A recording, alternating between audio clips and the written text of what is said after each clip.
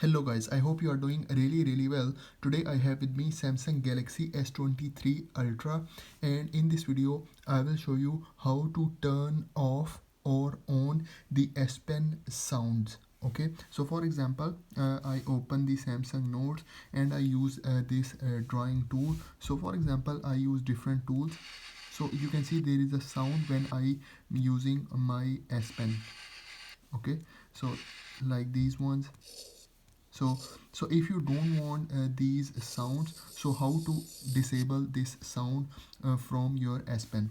So first of all, you have to go into the settings.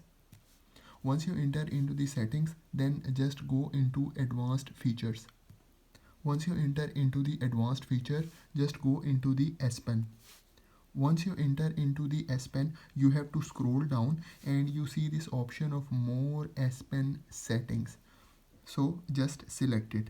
Once you select it, here you see at the bottom you have two options. The first one is sounds. So if you don't want your S Pen sound, you can just disable it.